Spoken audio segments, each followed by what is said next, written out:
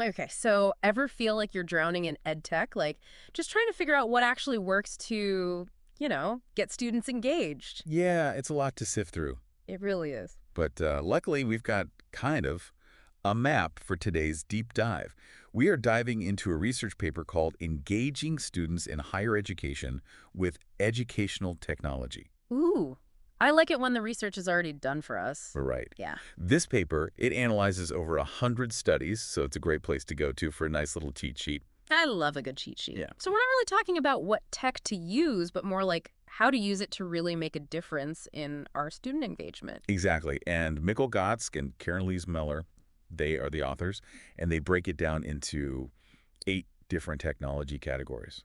They cover everything from your learning management system to, believe it or not, virtual reality. Oh, wow. Yeah, That's a huge spectrum. it is. I like that because it's not just one thing. Right. It's saying, like, use the right tool for what you're trying to accomplish. Absolutely. And, one of the first things we should probably define is what we even mean by student engagement. Yeah, because it's definitely not just attendance, right? No, it's more than just showing up. It really is. It's more than just, checking a box. Right. The paper breaks it down into 3 different parts. You've got your behavioral engagement, your affective engagement, and your cognitive engagement. Okay, so like their actions, their emotions, and then their brain. Yeah, you got it. All 3 of those. Yeah, and out of the 3, I would say the behavioral is probably the most straightforward. That's them, actually doing the work, showing up, participating. So if they're constantly submitting things late or skipping discussions, that would be a lack of behavioral engagement. Exactly. Really? Now, it gets a little bit more interesting when we talk about affective engagement. Okay. This is all about their emotions and their attitude toward learning. Ooh. Are they motivated? Are they interested? Mm. Are they excited by the material? So I've definitely had students who, like, you can tell they're just like, they get so excited about a certain topic and they just like really dive in. Yes, That would be effective. That's it. Okay. You hit it right on the head. And then last but not least, you've got your cognitive engagement. And this is really, how deeply are they processing the information? Ooh, that's the goal. Yeah, We want them thinking about it critically, absolutely. not just spitting it back at us. Right. Going beyond just memorizing facts, Yeah. actually, wrestling with the material, making connections, forming their own opinions. Yeah, that's the sweet spot. Yes. And it's important to understand all 3 of these because different technologies might actually lend themselves better to one type of engagement over the other. Oh, that's interesting. So just something to keep in mind as we kind of explore these different technologies. Okay. Some might be great for that behavioral, some might be better for, sparking that emotional connection, and some might be really good at, getting those cognitive wheels turning. That's a good point. Yeah. All right, so like the elephant in the room, right? The learning management system. Ah, yes, the LMS. Love it or hate it, we've got to talk. We do. So I think most people think of it as kind of like a necessary evil, Yeah, right? Like yeah. we have to use it, but Right. it's not always the most engaging. It's not the shiniest tool in the shed, No. but, this research actually shows that it can be really effective for boosting all 3 types of engagement Mm-hmm. if we use it strategically. Okay, strategically. Yeah. Give me the good stuff because I feel like, honestly, I'm probably only using like 10% of what my LMS can actually do. Well, you're not alone. Okay. I think a lot of us are kind of in that same boat, right? We're using it to post our syllabus, upload files, maybe make a couple announcements. Just the bare minimum. Right, exactly. But there's so much more we can do. So first and foremost, think about it from the student's perspective. Like if they're logging into a website and it's really hard to navigate, they can't find what they're looking for, it's frustrating, right? Yeah, absolutely. I've been that student before. Exactly. And so, that can actually impact their behavioral engagement, just that kind of user experience on the LMS. Oh, that's interesting. I never thought about it that way. Yeah, so making it really clear, maybe limiting the number of tools that you're using, making it kind of a really clean experience, even allowing them to personalize it a little bit. Oh, I like that. Yeah, that can go a long way.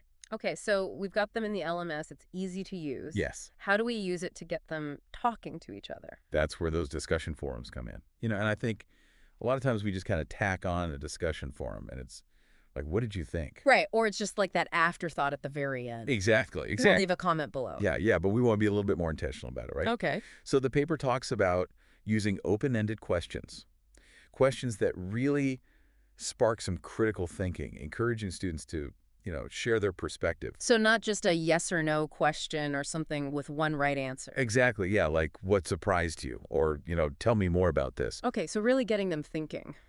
Yeah, and then I think another thing that we often forget to do with discussion forums is actually participate in them ourselves. Oh, that's a good point. We can't just post a question and then disappear. We need to be active participants in that online discussion, providing feedback, guiding the conversation, even modeling good discussion etiquette, showing them what a thoughtful response actually looks like. Yeah, it's like anything else. Yeah, You kind of have to show them what you're looking for. exactly. Exactly. And that shows that we care about what they have to say. It really does. Yeah, And that can go a long way. it really can. Now, another way that we can use the LMS to boost engagement is through personalized feedback. Okay, this is where I get a little overwhelmed. Yes. Because it feels like, how can you possibly give personalized feedback to every student on every assignment? You're preaching to the choir here. Yeah. I think that's kind of the bane of every educator's okay. existence, but we can be smart about it, right? The research talks about using a blended approach. So using things like automated feedback tools for those quick checks, for grammar, for mechanics, Okay. and then save those really personalized comments, maybe a video, maybe an audio message. Oh, audio feedback. I like that. Yeah, yeah. Because then they can hear the tone of your voice. Exactly, exactly. And it just feels more personal, right? Ah, definitely. And sometimes it can actually be quicker to record yourself giving feedback than it is to type out a really lengthy response. That is very true. Yeah. It's a good time saver. And then, we've got all these great built-in tools for group work, too, in the LMS. That's true, yeah. So we can have students doing peer feedback, collaborating on group projects, Yeah, that's a good point. even just having virtual study groups. It's all right there, yeah. Yeah. It's all in one place. And then, I think another thing to keep in mind is even if you're teaching a primarily asynchronous course, encourage students to connect synchronously, too. Okay.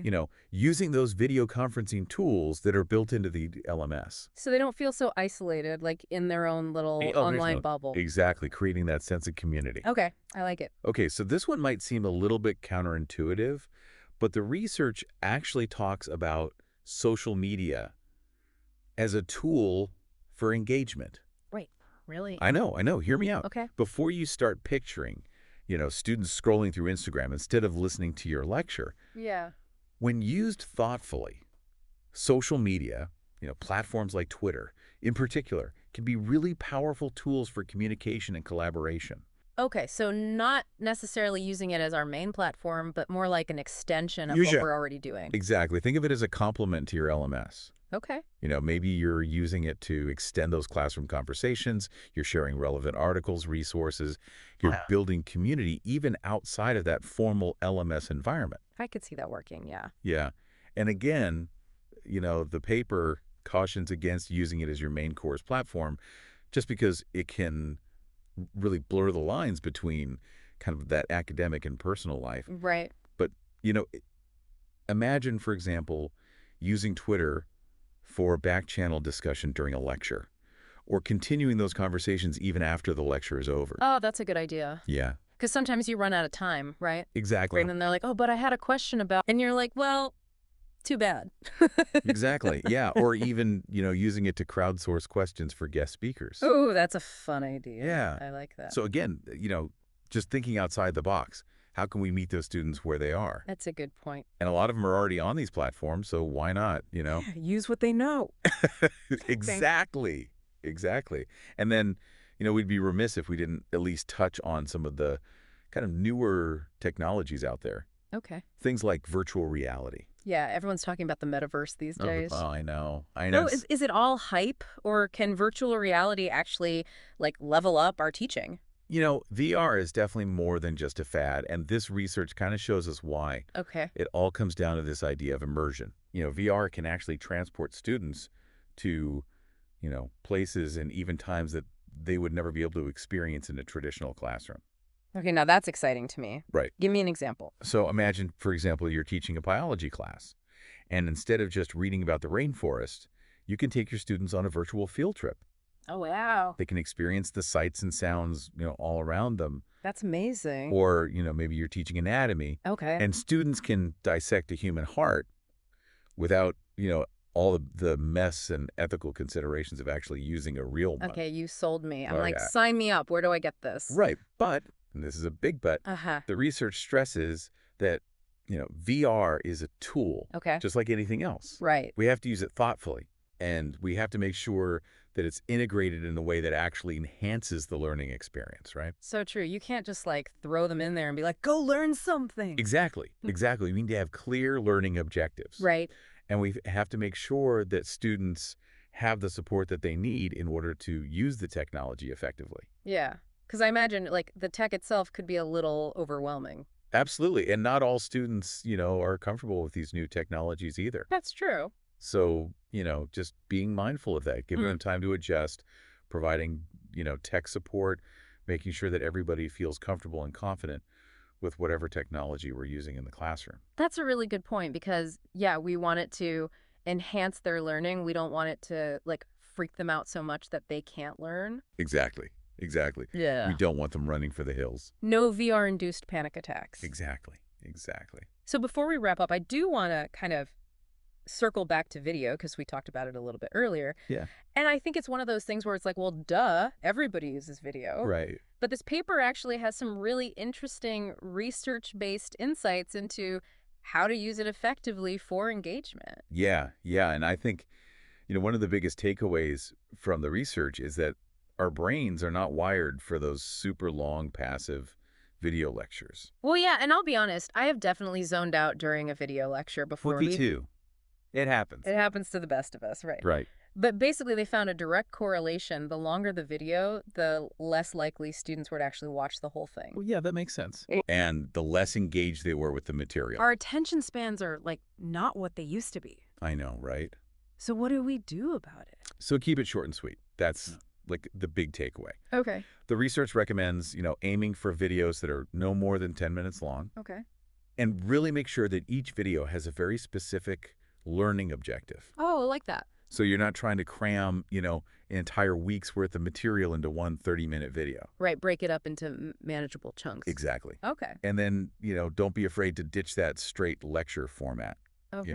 Try incorporating some interactive elements, maybe some quizzes, some polls, some discussion prompts, Ooh, I like that. just to kind of break things up and keep students actively engaged. So it's not just them passively watching, but they're actually doing something. Exactly. Exactly. Well, turning those passive viewers into active learners. Love it. Yeah. And then, even better, why not have students create their own videos? Oh, that's a good idea. Yeah, Flip the script. exactly.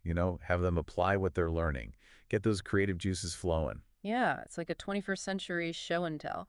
I love that. I love that. That's a great way to put it. So as we kind of resurface from our deep dive into all this ed tech research, Yes. what's like the main takeaway you want our listeners to remember? For me, if I had to pick one thing, it would be that technology is a tool. Okay. It is not a teacher. That's a good distinction. Right. So the real magic, it doesn't come from the technology itself. It comes from us. Ooh, I like that.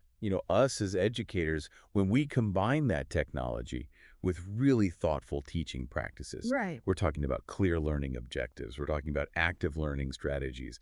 We're talking about a genuine desire to connect with our students, no matter what tools we're using.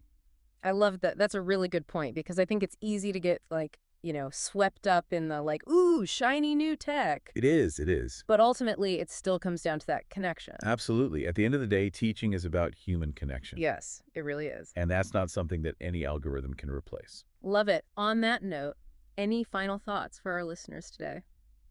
This paper really got me thinking about what new technologies are on the horizon Oh, yeah. and how are those technologies going to shape the future of education? That's a good question. How are they going to, redefine even what we mean by student engagement? Oh, wow. So that's just something I'll leave you with to ponder. Yeah, something to think about. As you continue to explore, this ever-evolving world of educational technology. I love it. That is a great question and a great place to leave it. So thank you so much for, diving deep with us today. Oh, it's been my pleasure. Always a pleasure to chat with you.